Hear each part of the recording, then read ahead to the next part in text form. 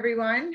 My name is Angie Winter, and I would like to be the first to welcome you to the Montana Citizens Climate Lobby's Climate Advocate Training Workshop. Do you care deeply about solving the climate crisis? Are you looking for a way to help out? Do you have a hunch that Congress might be the key in moving us from high carbon to low carbon energy? Would you like to join a team of volunteers who share your values and will work with you until we've solved the problem? Then you've come to the right place and the right workshop. Mary, why don't you get us started? Sure. 4 years ago, I was looking for a way to help out, wondering how climate change might affect the things I care deeply about.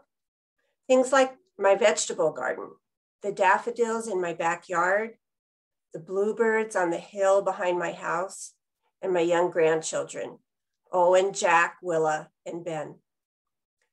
When I heard about CCL, I knew right away that I wanted to be part of this program that was empowering everyday people to work together on climate change solutions. How did I know? Well, I think it had something to do with an experience I had many years ago training village health workers in Africa. My husband and I were doing a 2-year volunteer stint at a Catholic mission hospital in northwestern Cameroon. As a physician, my husband worked in the hospital caring for patients. With a background in health education, I ended up with 3 jobs: teaching a class in the local high school, in the nursing school, and working with one of the hospital physicians training village health workers.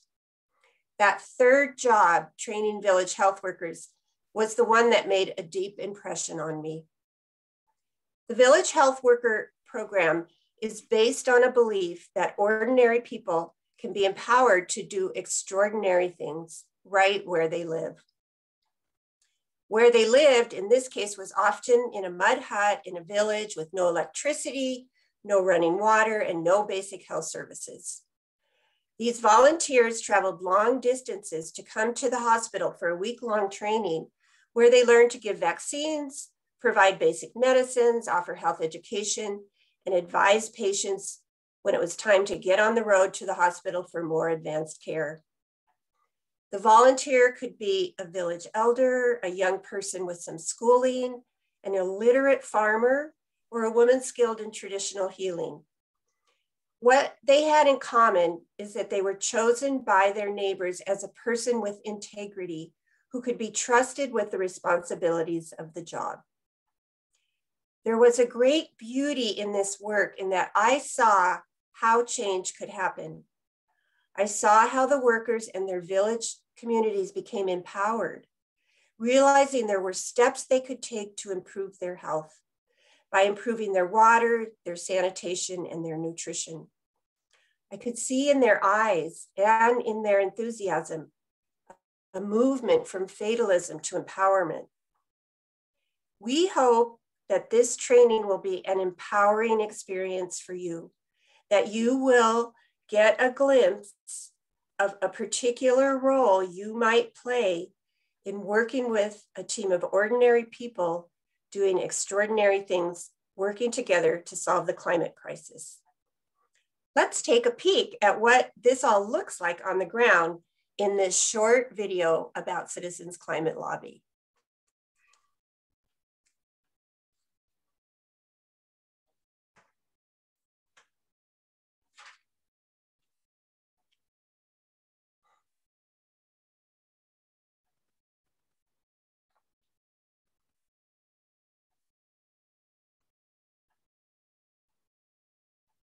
Tim?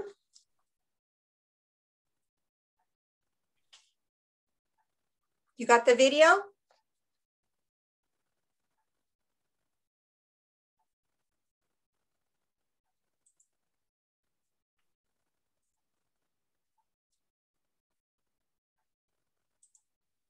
Let's see if Tim can pull up the video. We'll wait another moment.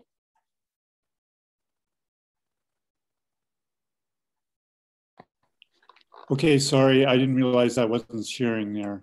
Let me try it again.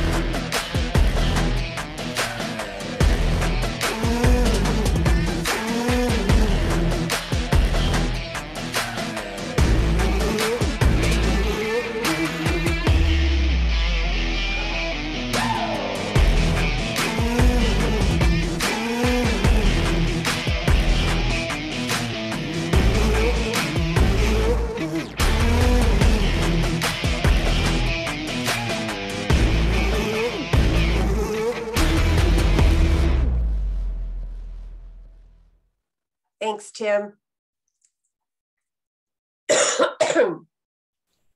Angie, I think there may be other people here also called by something deep inside of themselves to act on climate. Let's introduce our presentation team. Angie, you first. Thanks, Mary. I'm an Ohio native, and I first came to Montana on a family vacation in 2006. A dream was born over several successive vacations, and that dream finally came true in April of 2018 when we moved into our custom log home right here in good old Kyla, Montana. I'm very passionate about the outdoors, family activities, travel, and crafts.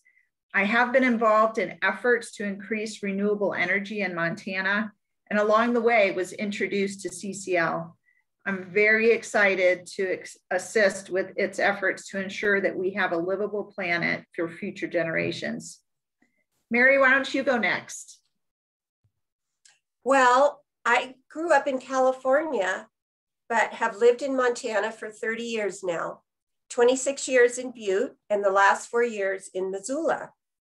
I'm a mother, a grandmother, and have worked as a teacher, a counselor, and a volunteer. I love to garden, hike, read, and hang out with my grandkids. Robin, can you introduce yourself? Yes. Hi, everyone. I'm Robin Paoni, and I live in Whitefish. So I volunteer as a chapter leader in the Kalispell area and also as Montana State Co-Coordinator. So I joined CCL because I am completely sold on the Citizens Climate Lobby solution and approach to solving climate change.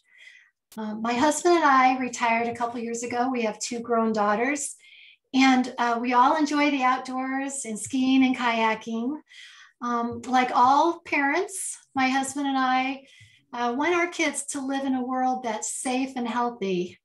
So I volunteer with CCL because the scientists are telling us that if we don't take action, the world could make a change for the worse. So thank you so much for being here today. And I don't see Kristen right now, so let's go ahead and get started.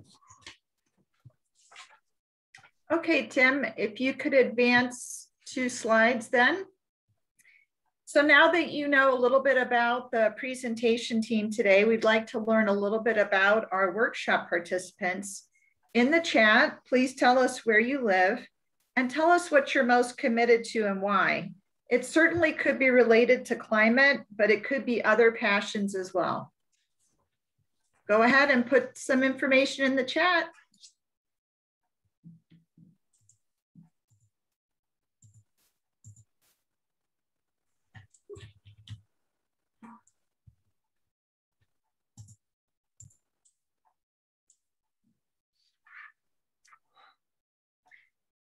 Okay, Jennifer is from Big Fork, enjoys hiking and camping, and hopes that we have a good climate to be able to continue to do that. Welcome, Jennifer.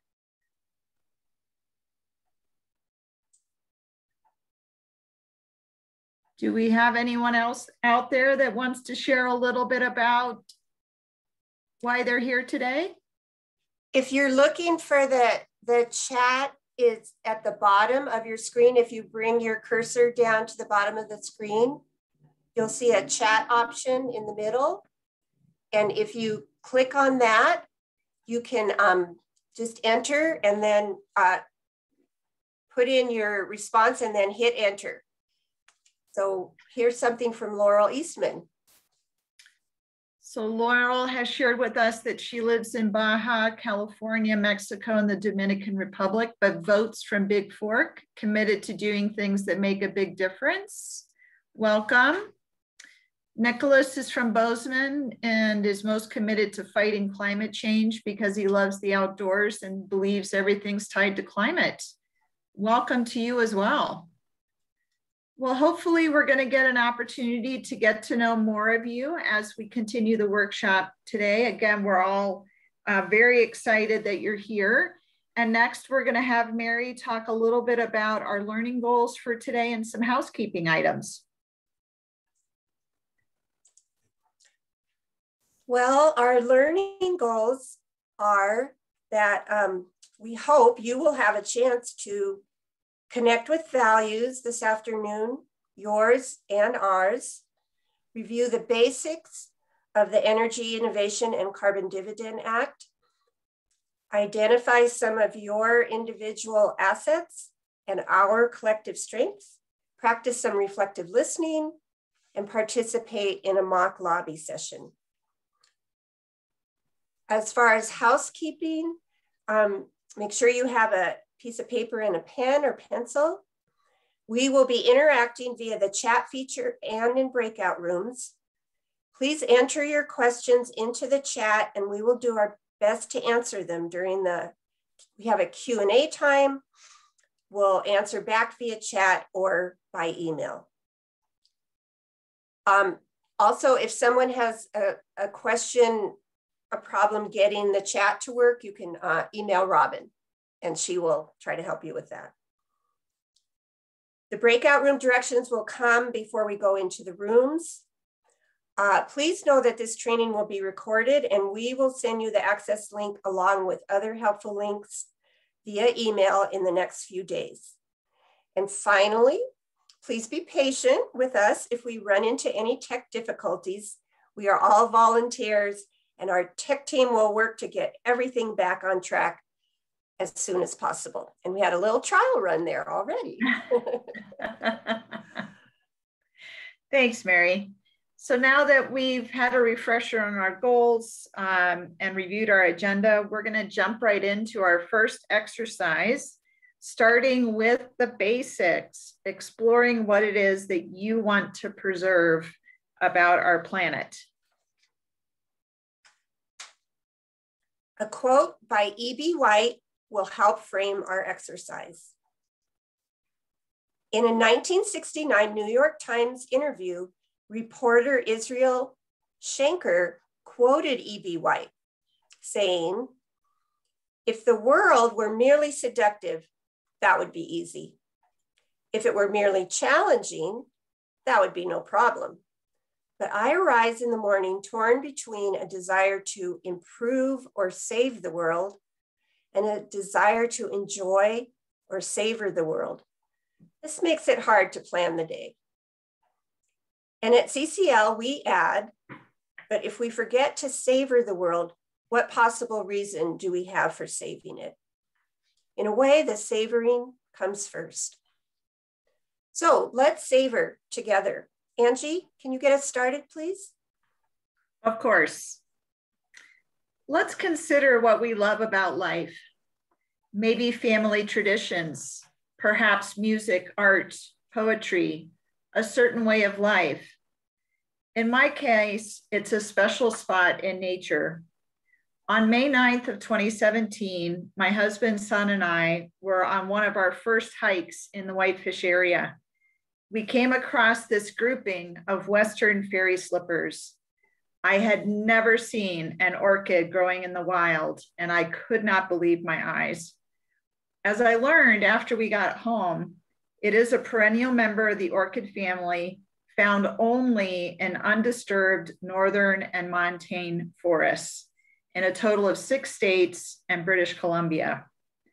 I immediately fell in love with this plant, and it is just one of the many reasons I'm passionate about fixing our climate so that I and others can continue to enjoy this mystical plant.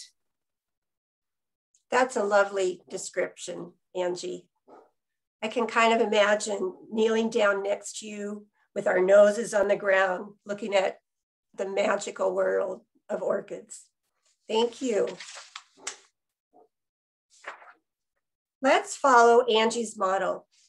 Take a moment to think, maybe even close your eyes and visualize something you love about life on Earth. Then describe it in the chat. Use sensory words to tell us what it looks like, smells like, how it feels to the touch, if it has a taste or a particular sound. When you're ready, go ahead and enter your description into the chat.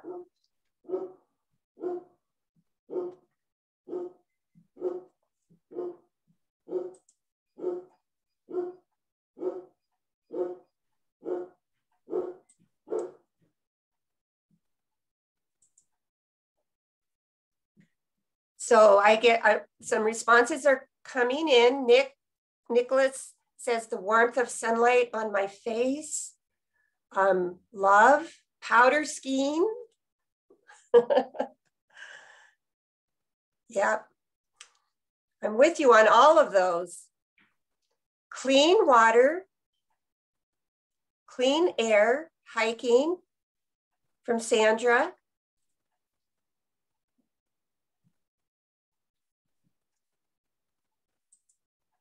Okay, thank you for those responses. Thanks to everyone for sharing some of their passions.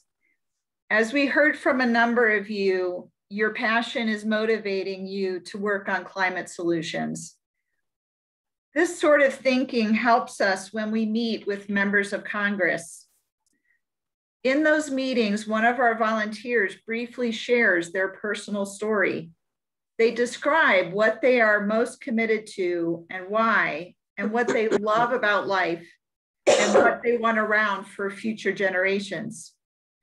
Relationships go two ways, so we want to discover what motivates others. Every person has something they savor about life, about the planet. So once we understand what motivates others, we can help make a connection to the Energy Innovation and Carbon Dividend Act and how the Act can deliver on that passion. So let's take the time to learn about the Act. Let's circle back to the news that Congress has a bipartisan idea, introduced as a bill with bipartisan support. Tim, can we go to the next slide, please? This bill, titled the Energy Innovation and Carbon Dividend Act, or EICDA, is based on the policy of carbon fee and dividend. This policy includes a steadily rising fee on the carbon content of fossil fuels and returns the money to households. A number of bills based on carbon fee and dividend have been introduced in Congress, but the EICDA is the one that is both effective and bipartisan. The bill was first introduced in Congress in late 2018 with 3 Republican and 3 Democratic sponsors. The House reintroduced the Energy Innovation Act in the 116th session of Congress, January of 2019, where it headed to committees and gained 86 co-sponsors. This session, we're hoping that a carbon pricing bill, like the Energy and Innovation Act, will not only get introduced, but get through committee votes, get passed by Congress, and be signed by the president. We're committed to keeping the drum beating for its success, growing and growing. Mary, let's take a deeper look at the bill. Well, first of all, Angie, this bill is effective. It will drive down America's emission by 40% over 12 years. That's really good news. Mary, are any other bills as effective as the Energy Innovation Act? None that have bipartisan backing, Angie. Wonderful. And how much will the Energy Innovation Act do to reduce carbon emissions? Well, this next slide shows the forecasted amount of emissions in the US between 2020 and 2050. If nothing changes, our emissions in the US are forecasted to remain flat, as you can see in the top line labeled business as usual. The Intergovernmental Panel on Climate Change, IPCC, issued guidelines for how quickly the world must reduce emissions to stay within 2 degrees and 1.5 degrees Celsius required to rein in climate change. You can see the percentage of reduction required to get to 2 degrees, 70%, and 1.5 degrees, 100% by 2050 at the bottom right of the graph. The green line shows that the Energy Innovation Act would reduce emissions by at least 40% in 12 years and 90% by the year 2050, thereby helping us do our part in the US to stay below 2 degrees Celsius global average temperature increase. Mary, it sure looks like the Energy Innovation Act stands as the best first step for Congress to take in reducing carbon emissions from burning fossil fuel. That's right, Angie. But I want to know how this act will impact members in my community, especially the most vulnerable. So Mary, we've got good news on that front, as shown on this slide. The bill sends cash back to people every month. By year 10, a family of 4 gets $4,410 per year. That's around $370 a month. Everybody gets cash back every month to spend as they see fit. Is that right, Angie? Yes, Mary, that's right. And as we can see on this slide, when people have extra money, they spend it on Main Street, at grocery stores, drugstores, and restaurants. People spending the cash that they get back from the Energy Innovation Act will create job opportunities in our local communities. On top of a natural increase in jobs, the transition to clean energy sources will also drive job growth. In fact, the fastest growing job in the US, according to the US Bureau of Labor Statistics, is wind turbine service technician with a median salary of about $53,000 a year. Solar installer is the third fastest growing occupation on the list, with a median salary of nearly $45,000. The growth in renewable energy jobs can be explained by the fact that it is a newer, expanding industry and requires more workers per unit of energy than fossil fuels. All told, studies show that 2.1 million jobs will be created over the next 10 years in our local communities. Fossil fuel workers can transition to those jobs without relocating. The economics sure sound good. Yes, they sure do. I know some of us are still concerned about the issue of environmental justice. So as we can see on the next slide, every year, 114,000 people die prematurely from pollution. In the US, 70% of African Americans live within 30 miles of a coal-fired power plant. Latino, Indigenous, and low-income communities are more likely to be disproportionately affected by the climate crisis. I completely understand that concern, Angie. And there's some good news here also. The Energy Innovation Act reduces carbon pollution, decreasing the number of premature deaths. So Mary, how does the Energy Innovation Act work? The Energy Innovation Act uses a carbon fee and dividend approach, which works kind of like a three-legged stool. First, the bill places a steadily rising price on carbon assessed upstream on the fossil fuel companies directly to keep the administrative costs low. The fee starts at $15 per ton of CO2 and increases by $10 per ton each year on top of inflation. The second leg of the stool sees to it that 100% of the net revenue collected from this fee gets allocated equally to households. That's the cash back part of the bill. And the third leg of the stool puts a fee on goods coming from countries that don't have a similar price on carbon. We call this the border carbon adjustment. Thanks, Mary. Let's look at how the Act compares to other plans. This slide shows emission reductions of the Energy Innovation Act compared to other plans. As we already showed you on a previous slide, the green line shows that the Energy Innovation Act would reduce emissions by 40% in 12 years and 90% by year 2050. In contrast, the Clean Power Plan would only reduce emissions by 3% by 2050, as illustrated by the top gray line. And if you look up at the top left part of the graph, you can see that the bill meets and surpasses, the act meets and surpasses the Paris Agreement goals by year 3. Angie, I think this is a good time to explain the regulatory pause. Sure, Mary.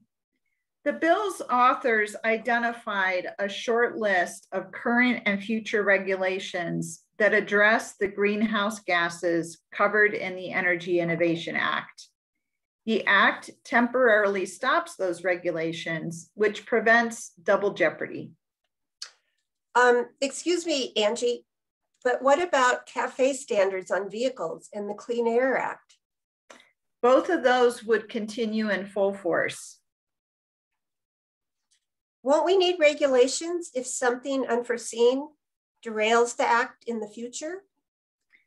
That's good thinking, Mary. The sponsors considered that too. So they included tune-up starting in year 5. At that point, if the bill falls short of its climate goals, the fee automatically increases by $15 instead of $10 for that year.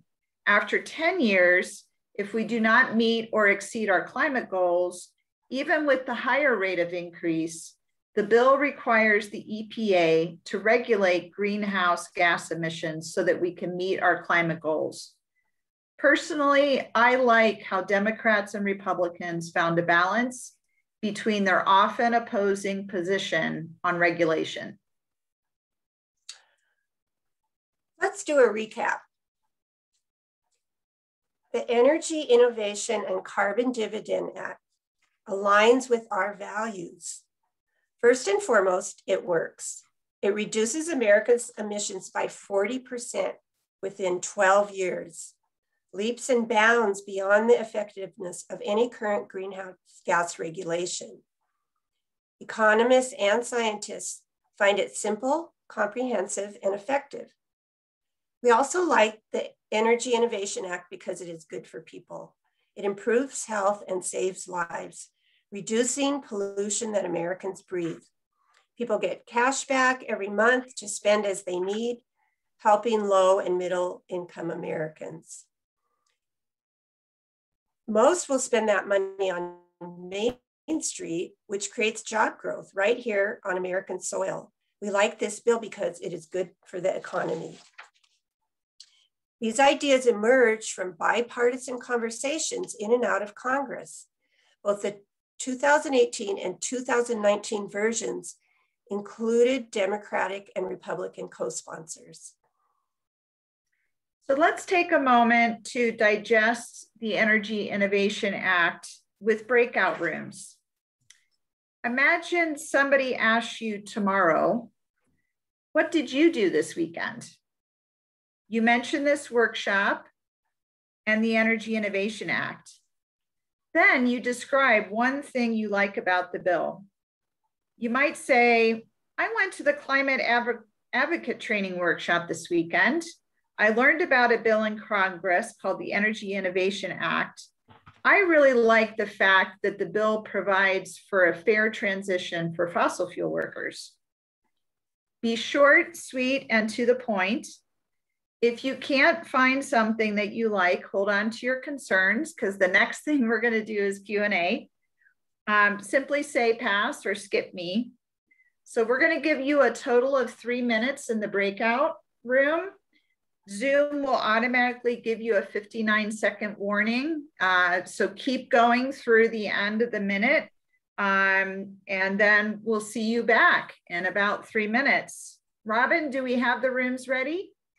Yes, I do. And everybody can now unmute themselves and share your video as well.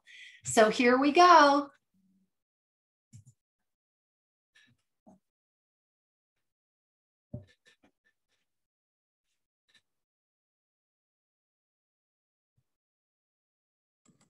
Hi. Hey, Maisie, let me put you in a breakout room. Okay. Let's see. Now I don't know how to do it, so hold on. Let's see. No worries. I don't know how to do it either. How can I assign you?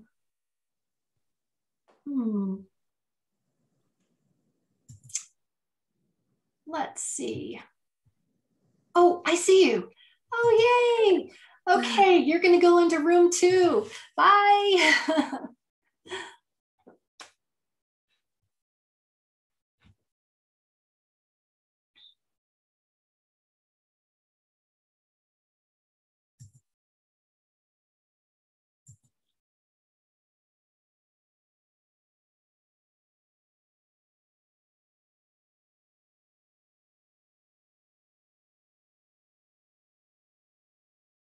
Excellent. Well, hopefully you had a chance to share during the breakout rooms. Thank you for participating. So now we're going to give you an opportunity to ask any questions that you may have about the bill, and we're going to spend about 5 minutes on this. So Tim is going to start a timer for us to keep us on task. So once again, you can go to the chat and enter your questions, and I'm going to read them off and either point them toward Mary or Kristen. So we'll wait a moment here until we start seeing the questions come in through the chat.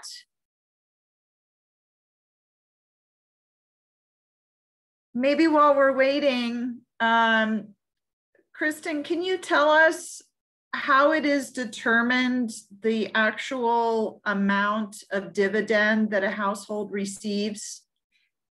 Sure. Thanks, Angie. Basically, all of the money from the fossil fuel companies and the fee will go to the Treasury, where it will be divided by the number of people in the US. Adults will get a full share and children would get half of a share. Did that answer the question? Yes, thank you. So Mary, the next question that's come in is, how does the border adjustment work? Do they assign a value? Is it to all products that are fossil fuel related?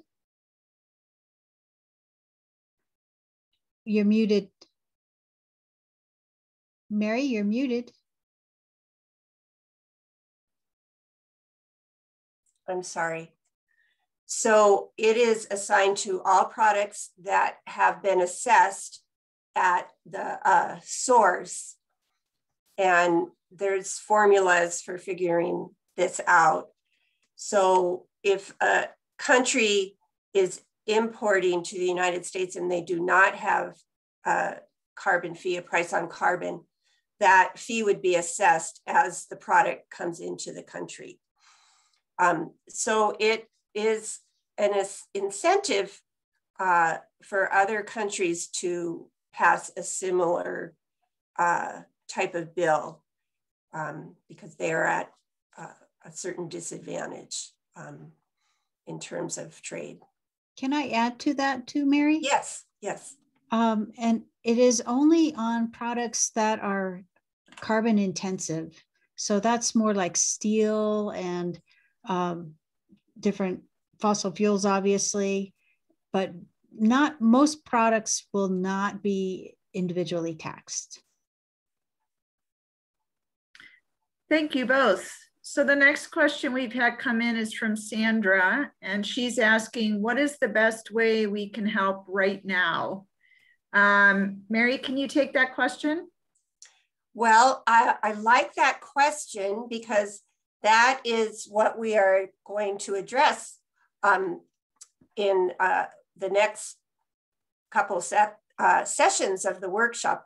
There are a lot of things, there's a lot of work to do. And what we at CCL hope to do is to match your talent or interest up with a need. So we'll be talking a lot more about that in just a little bit. Great question. Thanks, Mary. Kristen, the next question is from Bill and Rose, and they're wondering, won't corporations just pass these costs on to consumers? Exactly, they will. Probably 80% they'll pass along. But that is kind of the whole idea, is to give an idea to everyone who's buying something that the things that are made with fossil fuels are more expensive than the things that aren't made with fossil fuels. So you'll get this price signal and understand that that company has not changed their ways.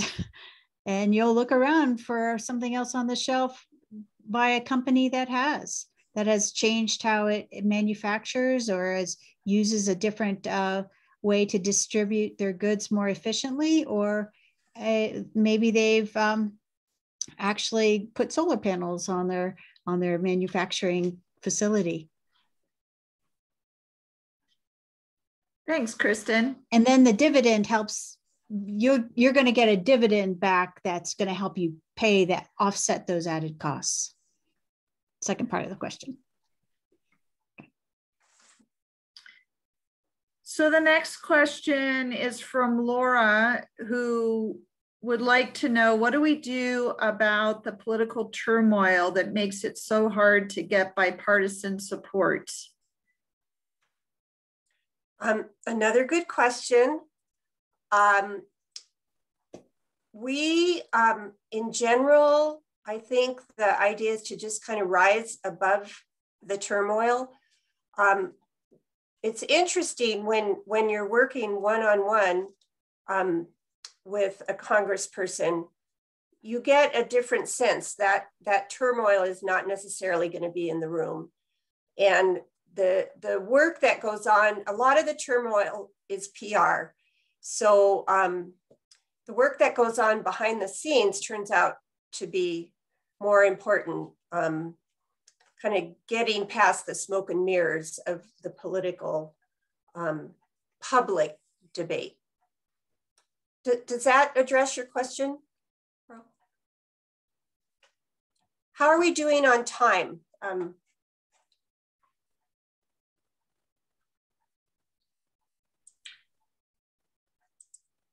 Tim, is the timer still running? I didn't start the timer. Oh, okay.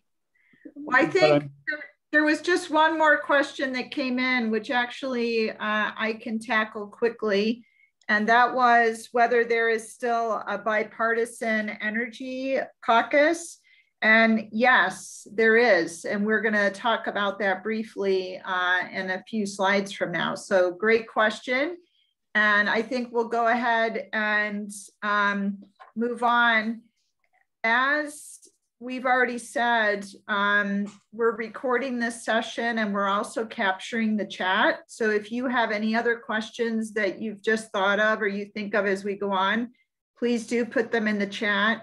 And we're committed to getting you answers to those questions after the session. So now that we've explored our values and yours, we've learned about the bill, you may be wondering, okay, how do we inspire Congress to lead? How do we get people to join us in helping Congress find its way forward? How do we have those conversations? Great questions, Angie. And those that came up in the chat also. Let's look at the story of Gandhi and General Smuts for some guidance. You may know about Mahatma Gandhi's efforts to end British colonial rule in India.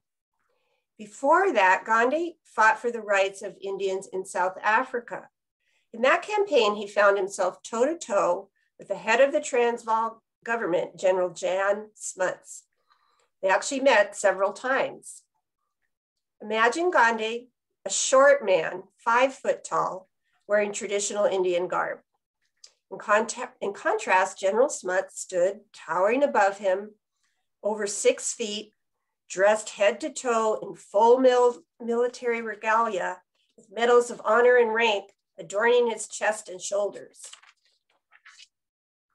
When they met for the first time, Gandhi walked over, looked up, and quietly announced, "I've come to tell you that I'm going to fight against your government." Looking down and laughing, Smuts replied, "Oh, really? Do you have anything else to tell me?" "Yes," said Gandhi, "I'm going to prevail." Smuts snickered and said, "How are you going to do that?" Gandhi smiled and replied, "With your help." Ultimately, Gandhi won the general's respect and friendship. In 1914, South Africa repealed the laws most offensive to Indians and voted basic civil rights into law. Gandhi had courage and determination. He refused to take undue advantage of his adversaries, and he had an endless capacity to stick it out without yielding and without retaliation. We share those values and seek to foster these characteristics within ourselves to help us build relationships to solve problems. Relationships like this make up the heart of CCL's methodology, Mary. 6 years ago, people said Republicans would not sponsor a resolution in Congress that said that climate change is real, significantly influenced by humans, and that Congress should lead on solutions.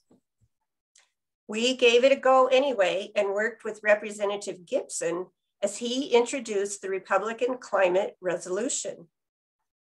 4 years ago, people said Republicans and Democrats in the House would not meet, form, or join a climate caucus.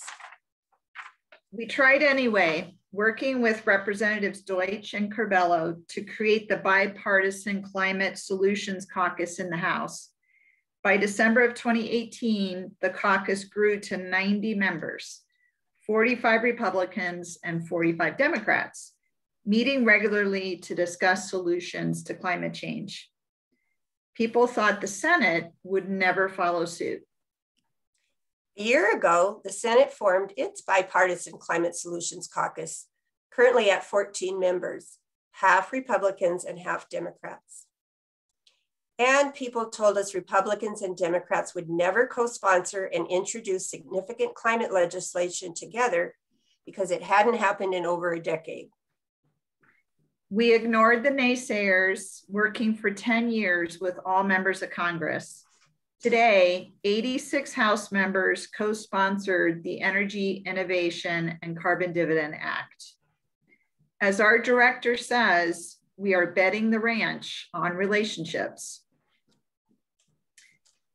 Our passions and understanding those of others creates connections. As we just learned with Gandhi, being authentic builds relationships. In our next exercise, we're going to focus on listening. When someone feels heard, they feel at home, at ease, and open. That's the place where all things seem possible. People learning how to deeply listen use tools called reflective listening, or values-based conversations, or motivational interviewing. The basic sequence runs something like this. First, you find the other person right. Second, you reflect and confirm back what you think they said. Third, you identify and confirm their values. Fourth, you find common ground with those values. And finally, you ask permission to express your thoughts related to those shared values. Before we move into the details on reflective listening, let's consider what happens when someone does not feel heard. When I think someone is not hearing me, I might repeat myself over and over, hoping repetition might help it sink in. Sometimes I catch myself getting louder and louder, as if shouting will help you hear me, or I get quiet and say nothing. After all, why should I try if you really don't want to hear me? I might turn on my cell phone or just walk away. If we want to have a turn to talk to someone who is ready to listen to us, we can start by deeply listening to them first. So let's try taking ourselves through the deeply listening steps. Kristen, can you get us started by reading us a question that we might hear when talking to someone about the Energy Innovation Act? Sure. Here's one, Angie. What about underserved communities? Won't they be negatively impacted? And they're already suffering from COVID. So on the chat, please share some ideas of how you might respond to Kristen's question. Remember, first, we want to find them right. We want to tell them that we appreciate the question.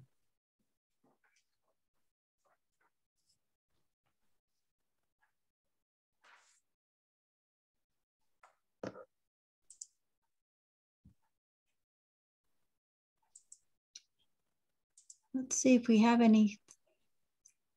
Underserved communities are my concern too, is from Robin. That's a really interesting and important question from Jennifer.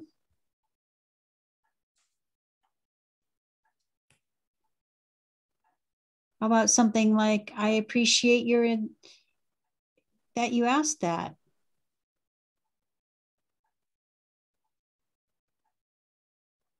Or, thanks for bringing that up.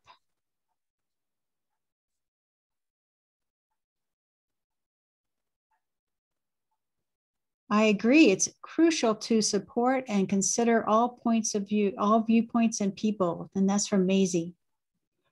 From Laurel, I agree 100%. Protecting underserved communities is so important.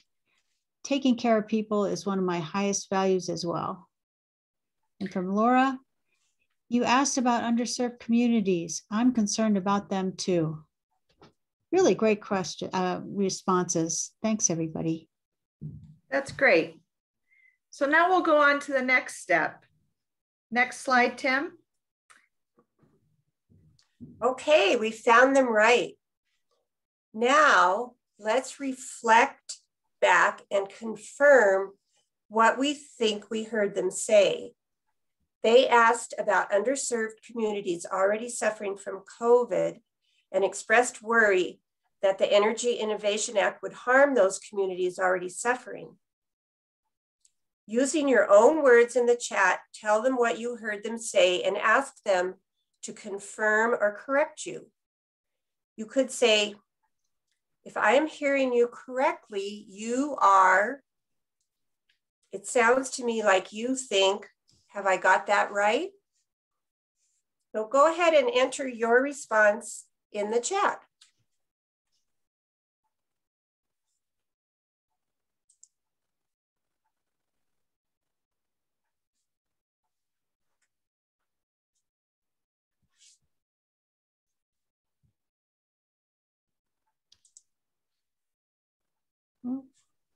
We don't have anything yet, but I like that one about, it sounds to me like, it sounds to me like you think that blah, blah, blah, blah. Okay, here we go, Laura. So if I understand right, taking care of people already super affected by COVID is a priority. Is that right? Nice one, Laurel.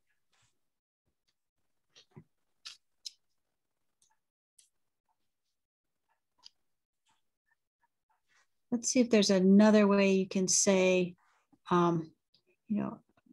what they said. Oh, here we go. You don't have to paraphrase, simply ask more, please. You can ask them more about what they were thinking. I hear that you're concerned about underserved communities. I am too. Could you elaborate on your concerns? It was from Maisie and Sandra. I heard you say that you are concerned about underserved communities already affected by COVID. Is that right? Is that correct? Those are great options. Well done, everyone. So now I think we're ready to go on to the next step, which is naming and confirming their values. So this time, name the value that you identify and confirm that with them. Remember, here's what Kristen said. What about underserved communities? Won't they be negatively impacted and they're already suffering from COVID? You might say, I'm hearing you express your commitment to economic justice. Is that right? Let's see some more ideas in the chat.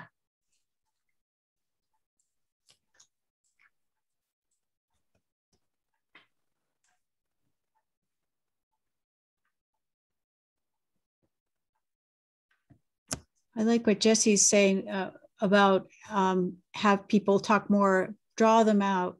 They'll state their deep-seated beliefs in a different grammatical way. What are those deep-seated beliefs is the question. And feeling like a sense of justice, a feeling of fairness maybe might be a value that underlies that person's thoughts. Okay, so we have from Bill and Rose, are you concerned specifically about Indigenous communities in Montana? So asking, drawing them out. So you value social justice and environmental justice from Jennifer. So if I understand you right, you really value taking care of the most disadvantaged. Tell me more. And Laura, it would be unfair to make struggling people bear the brunt of addressing climate change, right? Unfairness is a value, or fairness is value, yeah. Well done. This is so inspiring. I love it. We can go on to the next step. So you've identified their values and confirmed them that you share that value. In our next step, we continue to find common ground, tell them that you share or respect their value. You could simply say, I also care about economic justice. You're trying to establish that you're standing on common ground. So chat time again, just a short sentence based on the value that you identified with. That was underlying that statement, the original statement that Kristen made.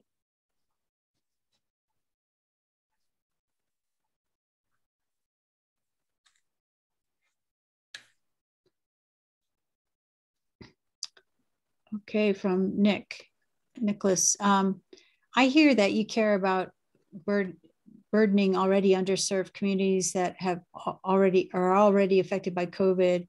I also believe that we should consider underserved communities that are already affected by COVID. So great, I also believe. Bill and Rose, I too care deeply about my Native neighbors and family members.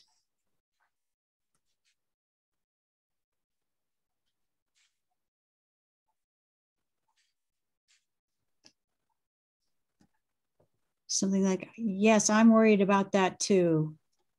Caring for the most vulnerable is also really important to me, from Laurel. We definitely agree on that issue. And Laura, we need a solution that helps the least of us the most. Great. Some more great. Okay. Yeah. Yeah, thank you, Kristen. Those are some more really super responses. Great job, everyone. So the last part of the sequence I really love. So I'm going to jump in on this one, if that's okay, Mary. Sure. In our final step, we ask permission before we share our own thinking or our knowledge. Based on the previous step, you might say, I also value economic justice. I was pleased to discover that the co-sponsors actually addressed that issue with the mechanics of the Energy Innovation Act.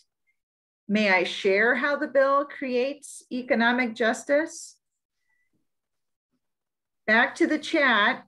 How would you ask permission to share your knowledge? How would you continue the conversation? Let's see what ideas you have.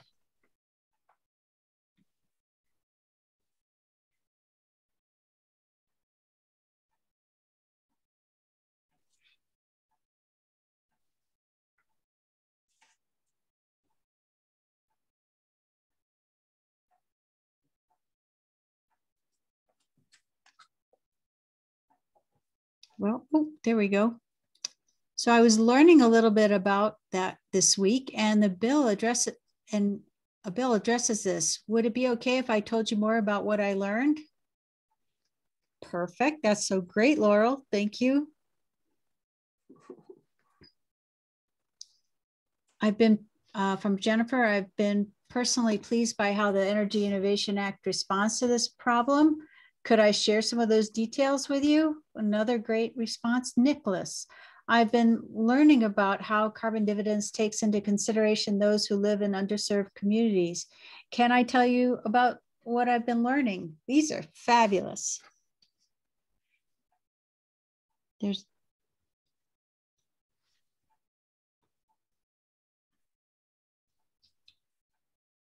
from Bill and Rose. Can I share with you what where tribal communities stand on this bill?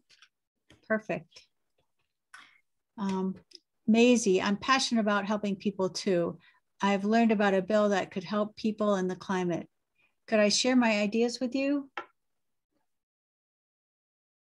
This is These are really so great. And I'm really excited that we're going to be preserving the chat, because I think we can all look back at the chat and use some of these phrases and sentences as ways to guide our conversation. So you've been such good sports.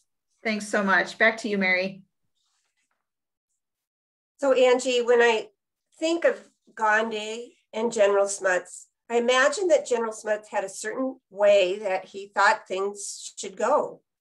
Not only did they differ in size, but Smuts had the entire South African government and armed forces at his disposal. Gandhi was not going to win with physical power. Gandhi needed to appeal to something deep inside of Smuts. Gandhi needed Smuts on his team looking at the problem together, seeking solutions together. I imagine Gandhi utilized some form of deep listening with Smuts, which allowed them to work together. Smuts would tell you that Gandhi's approach worked. Just before Gandhi left South Africa, he sent a pair of handmade sandals to General Smuts. Gandhi himself had made those sandals. Smuts wore the sandals every summer at his farm and then returned the sandals to Gandhi on Gandhi's 70th birthday, saying, "I have worn these sandals for many a summer, even though I may feel that I'm not worthy to stand in the shoes of so great a man. It was my fate to be the antagonist of a man for whom even then I had the highest respect." Thanks, Mary. I'm inspired by that story every time. So hard to believe, but we've already been in the workshop for an hour. So let's take this moment. If you need a cup of coffee or a glass of water or a comfort break, we're going to put on a 2-minute timer with some inspiring drum music, and we'll see you back in 2 minutes.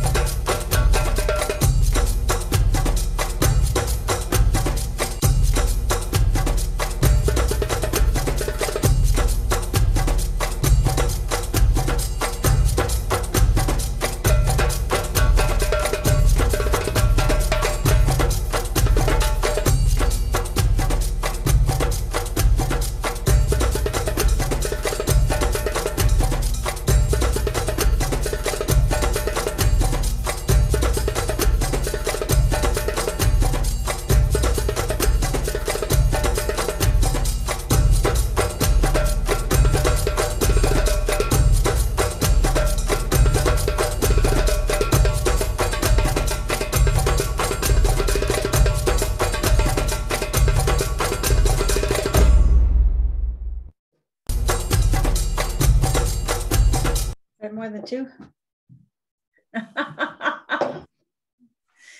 Oh boy, I miss going out to live music. Am I the only one?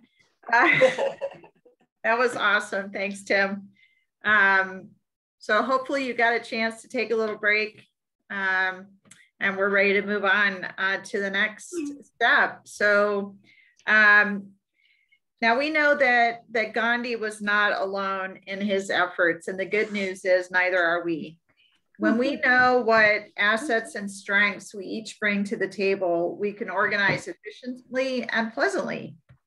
For example, if you ask me to manage a database, I will, but I find it tedious and torturous.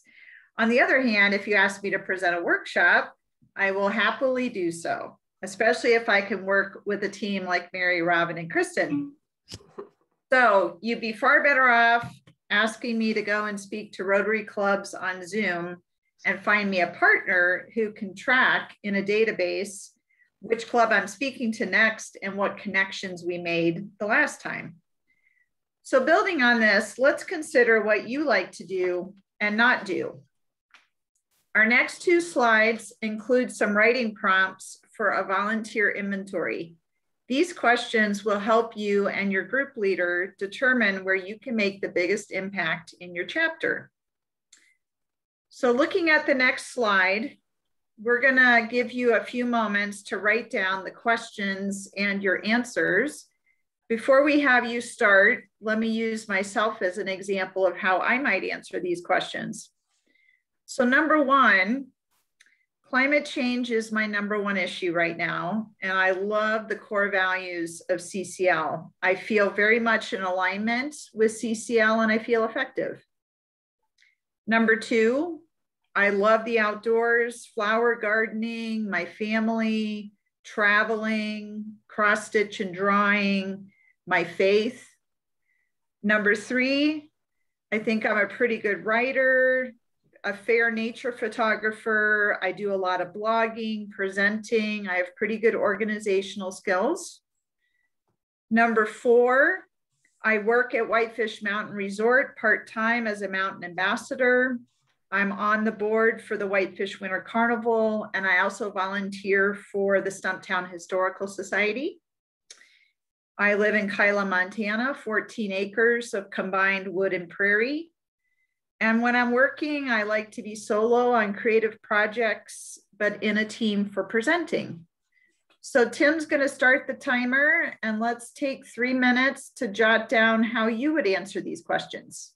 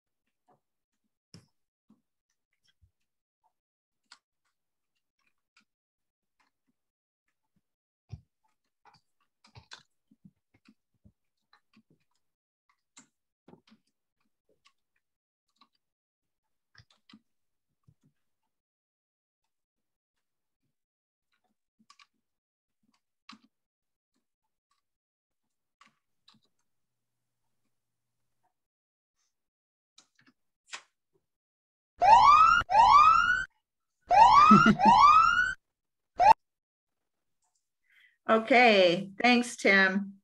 So hopefully that gave you an opportunity to connect with some of your assets.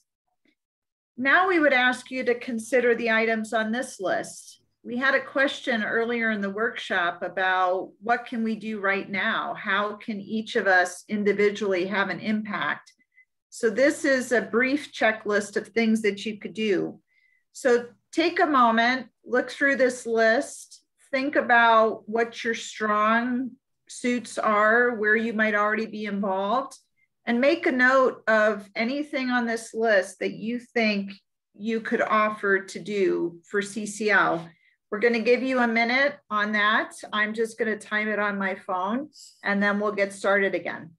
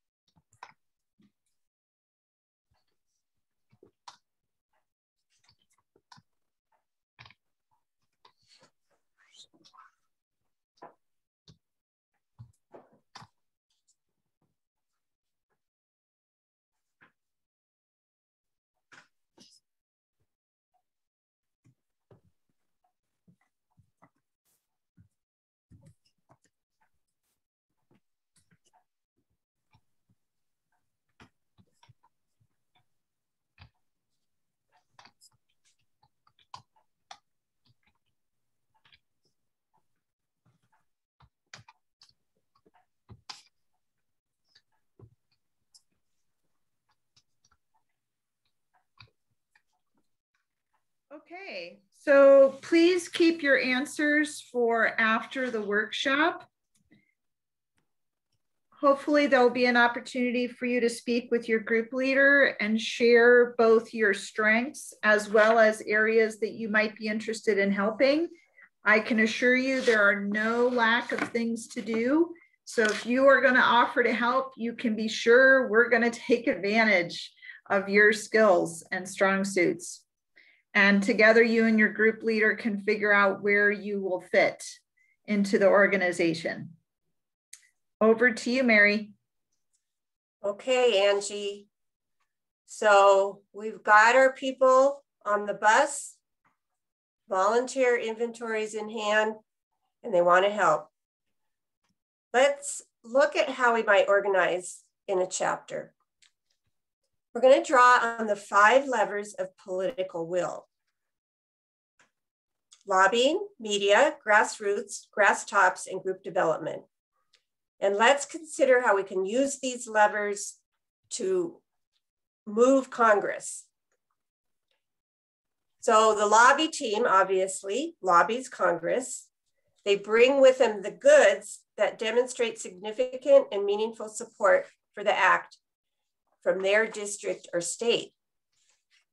The media committee provides letters to the editor, op-ed, editorial endorsements of the bill. The grassroots team rounds up emails, letters, phone calls from constituents, and helps generate buzz in the community. Grass Tops secures endorsements of the bill from local, respected, and influential leaders. And then finally, the group development folks orient new volunteers, fill openings in the other levers, and move people into leadership positions in the chapter. So we use these 5 levers to organize ourselves. We think about it as dividing and conquering, dividing and accomplishing. So I have a question I'd like you to consider. Which of these levers most appeals to you? Think about that as we look a little more closely at each lever. First, let's talk about lobbying on the next slide. We have the lobby team meeting regularly with the member of Congress. Given our current situation, lobby volunteers meet via video conference with Congress and staff. In between meetings, a special volunteer called a CCL congressional liaison frequently touches base with congressional staff. This helps us build relationships with Congress. The work of the entire chapter makes those lobby meetings most effective. Mary, tell us how we bring the voice of the local media to the member of the Congress. So the media team coordinates with local newspapers, TV, radio, coordinates social media. They write letters to the editor. Often letter writers graduate to op-eds. CCL volunteers secure editorial page endorsements. When a newspaper that has endorsed a member of Congress also endorses the bill, it sends a message to that member of Congress that we've got your back if you support this bill. So all the congressional liaison shares all these media pieces with the congressional offices. How about grassroots, Angie? So volunteers and friends sign up to call their member of Congress on a monthly basis and/or send personalized emails via our website. Right now, we know Congress is very focused on COVID-19, and we're grateful to them for coming together across party lines to solve big problems like the pandemic. We express our concerns for climate change, and we ask them to support the Energy Innovation Act. Presentation teams and chapters give talks about the Energy Innovation Act. Some of our outreach volunteers line up presentations. Tim, can you move to the next slide? Other volunteers give the presentations that have been arranged, and still others attend those meetings virtually, of course, to network and make connections. We know that many civic and faith groups have relocated to Zoom, and we can connect with them via Zoom. So it's a good thing that our members are getting a really good familiarity with how Zoom works. Members of Congress consistently say they need to hear from local leaders in the community. So volunteers build relationships and then seek endorsements from local leaders. We might focus on a specific industry, for example, brewers who really care about the right temperature for growing hops. A long list of endorsing breweries shows up on the bill website. To endorse the bill, local leaders fill out a form right on the bill website. A group of CCLers took their local brewmaster to a meeting with a member of Congress. The brewmaster described the importance of a stable climate for growing hops for making beer. Thinking about hops and beer and climate change, the member of Congress found a renewed passion for solving the climate crisis. Each chapter needs a team holding the whole kit and caboodle together. And that's what group development is all about. The group development team supports the group leader in hosting monthly meetings, whether in person or on Zoom. These volunteers might call chapter members to check on their monthly action commitments and help dismantle any roadblocks that are stopping folks from following through. This crew also welcomes and orients new volunteers and organizes social gatherings on Zoom, if not in person. As we've already mentioned, our director, Mark Reynolds, says we're betting the ranch on relationships, and that includes the relationships we have with each other in our chapters. Let's consider the 5 levers and what you might like to do this month after this workshop with one of the levers. In the chat, put the lever you'd like to activate and the way you want to approach it. Share in the chat what you would like to do with one or more of these levers this month.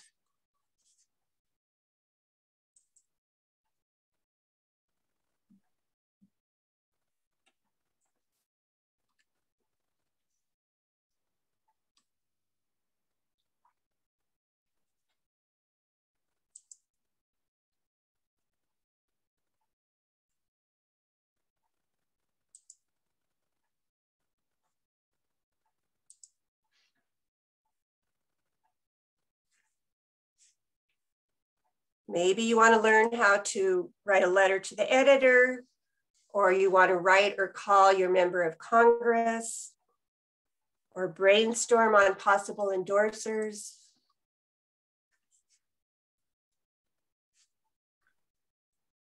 So for Bill and Rose, writing letters, so many great levers, the media level, Twitter and letters to the editor, grassroots, one-on-one discussion with folks, grassroots, learn how to contact and influence Congress. Great, thank you. So now we can move on to the next slide. We're going to put all of these elements together in preparing for and practicing a mock lobby meeting. To cover this section, I'd like to reintroduce the co-coordinators for CCL Montana, Robin Paoni and Kristen Walzer. Kristen, we didn't get the opportunity for you to go through your introduction at the top of the session. Would you like to do that now? Okay, really briefly, I was a special ed teacher for 30 plus years in different ways, and left to work on climate issues in 2011 and met CCL in 2013, and the rest is history. How about that? That's short and sweet. Okay, great. Well, let's get started with the lobby section of our training.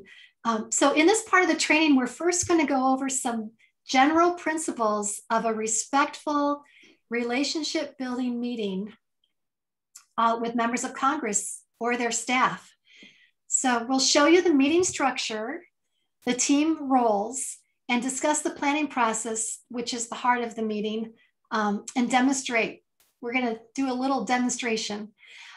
Then we're going to have a breakout session where you are going to be paired up with a CCL host who is going to help you plan a meeting, and you'll do a little role play yourself. This is clearly going to be just a very brief overview, and we hope you'll take advantage of all the vast resources on lobbying and every other topic on the CCL community website, or just ask your group leader. So the next slide is we were, I guess, expecting a few more people today. So we had a lot of people signed up to be hosts of this meeting, but I think right now we have Dave Atkins and myself are going to be doing that. Dave is from Missoula, and he is a liaison to Senator Tester. And we have Max Shader-Bishan. He's actually on the line too, and he's a liaison to Representative Rosendale. And these other people are some of the great leaders in Montana. So we're really, really lucky to have them. And actually, Ann Geiger is going to be helping as well. She'll be helping Mary. Oh, great. Yeah. Okay.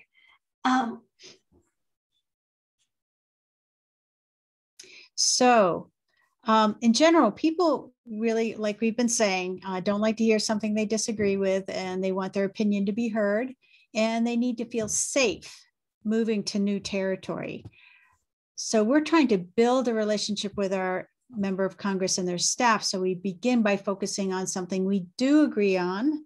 And it's a good bet we can, everybody values family, Montanans enjoy the outdoors, and we care about clean air and water.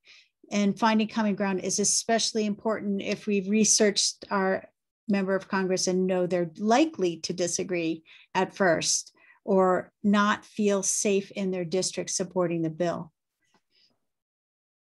So right. when they do say something we agree with, we emphasize that. So we want to always appeal to the best in others. And like each of us, politicians respond when appreciated, with appreciation, gratitude, and respect. So respect includes treating whatever is shared in the meeting as privileged and confidential. If they don't feel safe supporting the bill, we try to find out what they need to happen so that maybe something in their district so that they can feel comfortable moving forward. We call it moving your member of Congress up the ladder of support to becoming a climate champion. For some, just getting to the rung of not putting down the bill in the media would be a huge step. Just like a good story, a lobby meeting includes a beginning, a middle, and an end. In the beginning, we thank them for meeting with us and introduce ourselves. We introduce CCL and what we're there for, what we call the ask.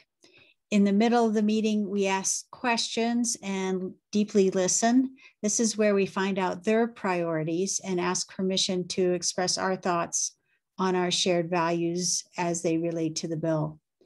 And then the end of the meeting, we check in. We see what they think about our ask and ask them what we can do in the state to gain their support. We'll confirm the follow-up items for the office and of course, thank them for their time. Now we're going to do a role play of each section, Robin and I. So you can see what you're going to be doing in your role play in a breakout. So write down your questions and save them to ask the person in who's being the member of Congress in your breakout session. Okay. Robin, you want to start off? Yes. Well, thank you for meeting with us today. Well, it's great to meet with my fellow Montanans. Thank you, Congressman. We want to respect your time. Can you tell us how much time you have for this meeting? I have a committee meeting in about 20 minutes, so I can give you 15. Perfect. Okay, well, my name is Robin Peony, and I am a constituent of yours. I live in Whitefish. Well, I was up in Whitefish skiing last week. Oh, yeah, it's been fabulous. So, Congressman Rosendale, we'd like to start by telling you how much we admire your bipartisan work to introduce the PPP Loan Forgiveness Flexibility Act of 2021. Small businesses need the flexibility that it offers. Well, thank you for recognizing that. It is so important to me that we support small businesses suffering from COVID-related closures. Definitely, small businesses are the backbone of our Montana economy. Since we've never met, I would like to briefly tell you who we are. So I'm with Citizens Climate Lobby. It's a national volunteer-driven organization dedicated to creating political will for a livable world. In Montana, we have 3,000 supporters and 5 chapters. Over the past couple of months, our volunteers have collected endorsements from community leaders, and we've gotten 4 op-eds in the papers around the state. That's more than I've gotten so far. Well, we look forward to seeing more of you in the paper. So, Congressman, the reason I'm here is to ask you for your support of the bipartisan Energy Innovation and Carbon Dividend Act. It puts a steadily rising fee on fossil fuel emissions and returns all of the revenue, the net revenues, back to American households. We'd love to hear your thoughts, but first, also, we'd want to know your thoughts on energy policy in general. Where would you like to begin? So we're, remember in an actual meeting, each member of your team has a specific role. The lead facilitates transitions and makes sure we stay on track. And knowing how much time is really important because it determines how long your introductions can be and how many topics you can cover. The timer also tracks how long we talk versus how long the member of Congress talks. So we can keep track of our skills there. The MSC really, member of Congress really needs to know where we're coming off right away. So we mentioned the description of the Energy Innovation Act really early on in the conversation. Hey, Kristen, can you tell us about your experience lobbying? Well, when I first started, I wanted to get every single point across I could fit in. I wanted to tell them everything about this bill, and I wanted to show them how the bill could answer all of their concerns. However, I've learned that too often that comes across like a debate, or where somebody's making points and winning and somebody's losing. So that's definitely not the way to go. Yeah, another reason not to share too much at once is that the bill is complex and we can't cover everything. And even if we did, they probably wouldn't remember it all. So keep sharing short and in clear, manageable chunks. Plus, you want them to have a reason to meet with you again. So because we want to follow their interests, we're going to be asking open-ended questions to find out their priorities and concerns, which means we have to be ready for the answers. That's why we need to research all of the topics we think might come up. In the breakouts, you'll brainstorm concerns you think the members of Congress would have with this bill. You're going to pick one and discuss what values those concerns come from and which values you can relate to and how the bill can address those. In a face-to-face meeting, you can't read your answer like we're reading now. So it's really important to practice your discussion topic out loud until it flows. Finally, it's important to maintain our narrow focus on carbon pricing to limit areas of disagreement and confusion of what we're there for. And the amount of time we have is so short. It's good to focus. Great. So now we're going for the middle section of the meeting role play. As Rob and I act these out, listen for the elements on this slide. Okay, picking up from where we left off, you can put me in that all of the above energy category. Montana has the most coal reserves in the country. I think coal has a role to play in the future because it's cheap and reliable. I believe that we must continue to be aware of pollutant levels and protecting our environment, but some of these policies would decimate our already fragile economy, dramatically increasing energy costs and destroy Montana's energy, agriculture, and natural resource industries. Okay, yeah. So what I'm hearing you say is that both the economy and the environment are important to you, not one or the other. Is that a fair assessment? Sure, but a pure environmental agenda isn't good for business. Ah, yes. So yeah, we like you, we want the economy and the environment to flourish. Have you been briefed on the Energy Innovation and Carbon Dividend Act? Not sure about that specific bill. There are quite a few regarding energy innovation out there. Why don't you tell me about it? Great. Well, thanks for your interest in energy innovation. We feel that business has a big role to play in building a clean energy economy, but they need an incentive, a clear and predictable price signal, like a carbon fee. And instead of having the government take the revenue, we're suggesting it be returned to households in equal shares. Since the incentive will be so strong and effective, we can pause regulations that wouldn't be needed. Is there anything there that sounds interesting to you? I like using incentives and not growing government regulation, but it sounds like a tax to me. Not to mention, it would probably hurt fossil fuel jobs in Montana. If we impose additional costs on Americans, it's our own constituents that suffer. Yeah, it sounds like you might support incentives that don't grow government and that protecting fossil fuel workers is important to you. Yes, it is. Yes, well, protecting miners and oil and gas workers is important to us as well. Would you like to hear about a plan you could bring to the table that could address these issues? Tell me how that would work.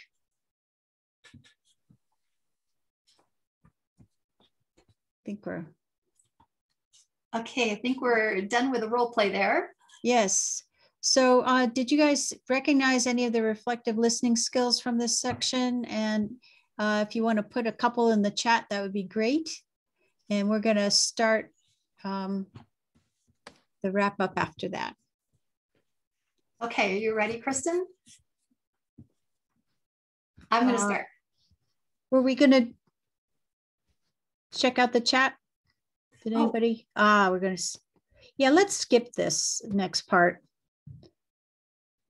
Since we have to get to the, this is what we would say in the wrap up. We'd have some additional talk about things that the member of Congress could do, and the timer would come in and say, oh, we only got a minute left, and we'd find out what else we needed to bring and how we could help them.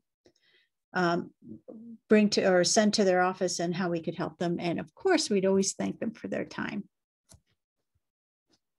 So how about if we look at the next slide?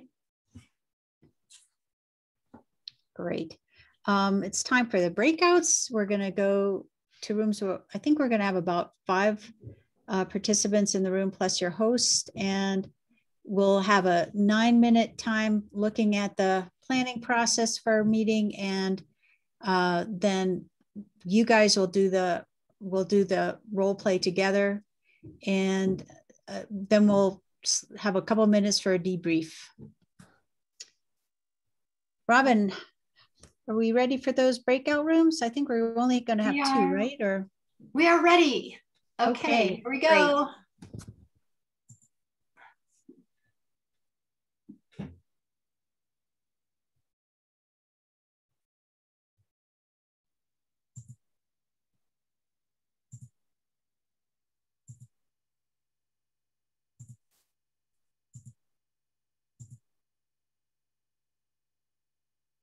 Oh.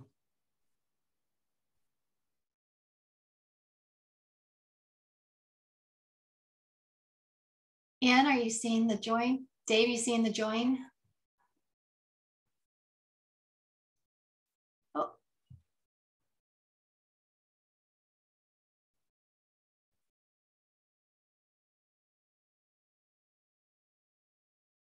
Dave, are you seeing the join? The join break room?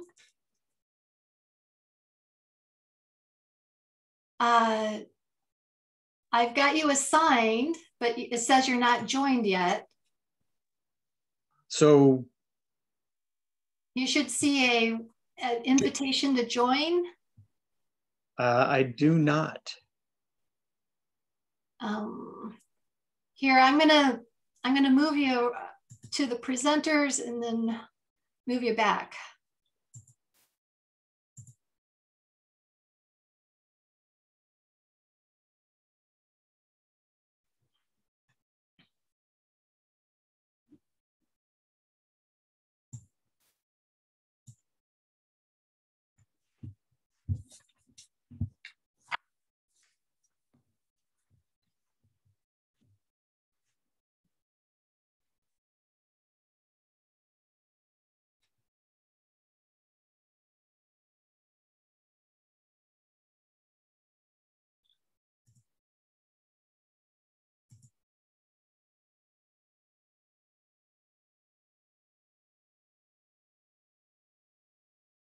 Up and discuss more, but yeah, that is something that we've talked about. Sorry, our breakout came back right in the middle of a sentence.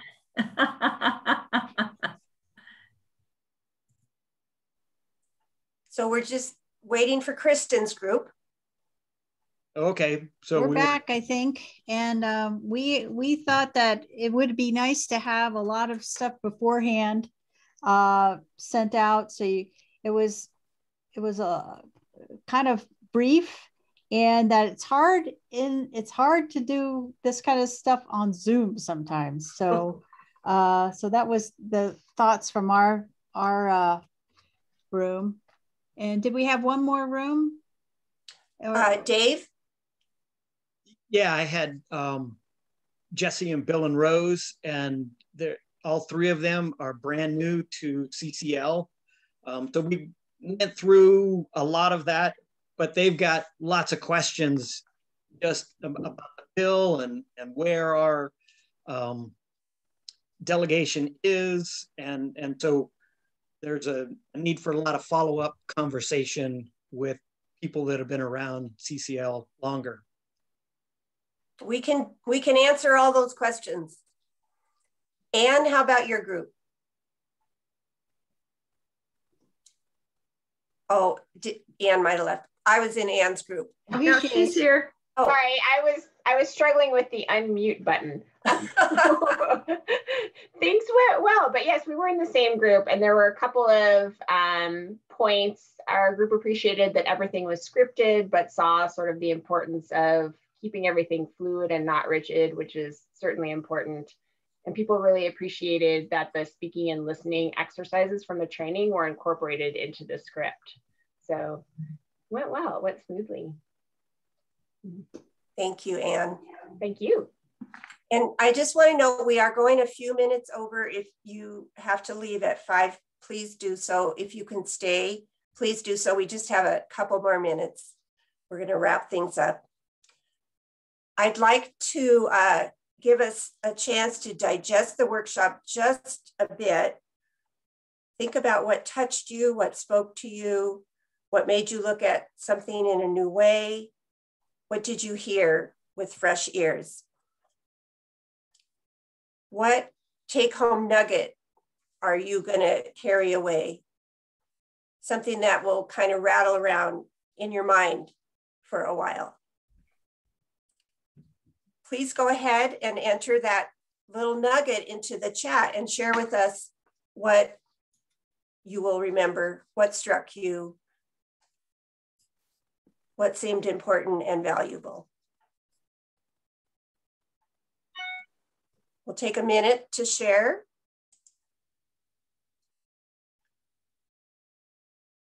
I'd say maybe, let's see.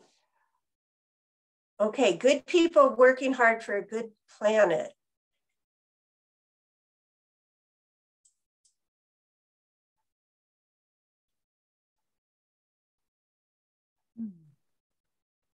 I'm impressed with the people involved all across the board. I loved the speaking exercise, and the script gave a really nice outline of what to expect. Appreciate knowing other people care about climate change and we're in this together. Yeah. Understanding the 5 levers, helping me find a place. And I didn't realize this group has been around for years. Okay. Well, thank you for sharing your nuggets. We hope that this training has been an empowering experience and you have a sense of where you might fit in. We will be sending an email in the next few days with a link to the recording. And also with follow-up information, we'll have the names and contact information for all the group leaders in the state. And if you have any further questions, please contact Robin or I, any of the presenters. So thank you all so much and have a good evening. Bye, everyone. Bye-bye. Thank you. Thank you. Thanks. Bye. It was good to see everyone. Are we Sunday saving the evening. chat? Is the chat saved? I will save it right now. Okay, well, ladies, it's been an absolute blast. Great Well job. done. Well done, everyone. Yes, good job, everybody. We can have a debrief at some point. Sounds like a plan. Thanks. Great.